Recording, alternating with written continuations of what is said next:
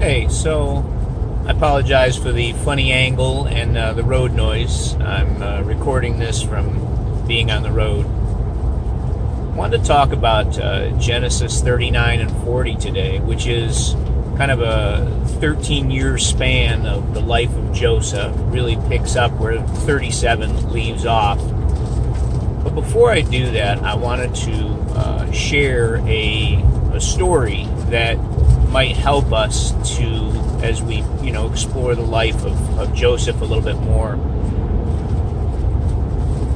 There was a woman that I knew who, when she was a teenager, she would talk about the future.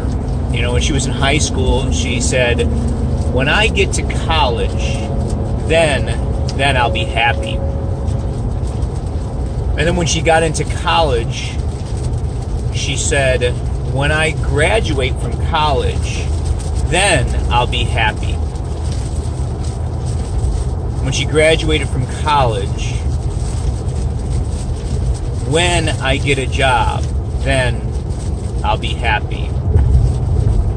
And when she had a job, "When I get to move from an apartment to a house, then I'll be happy." And when she got a house, then when she got a dog, she would be happy.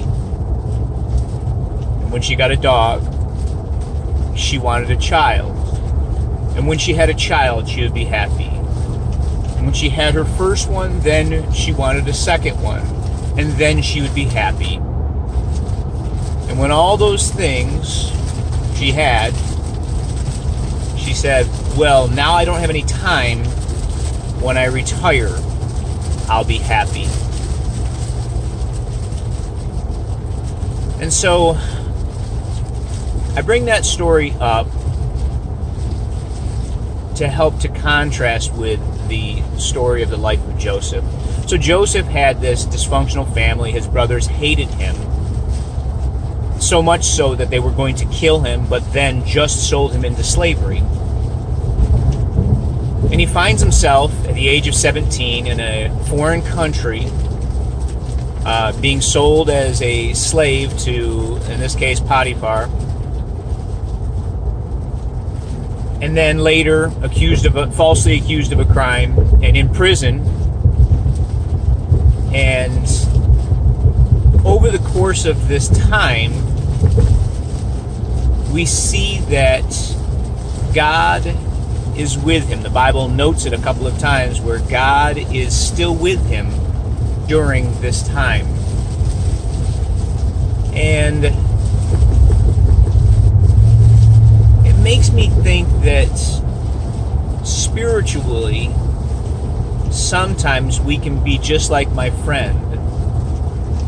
I will be spiritual when this happens. I will be faithful to God when that happens. I will really be committed to what God wants me to do when God changes this circumstance or changes that circumstance in my life.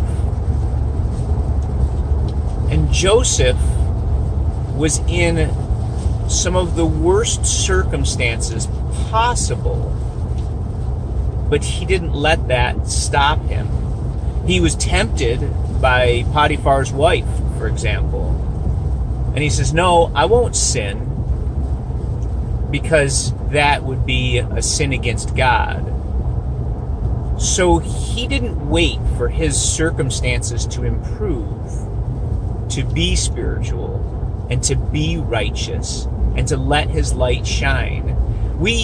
The world is a broken, terrible, awful, dark place.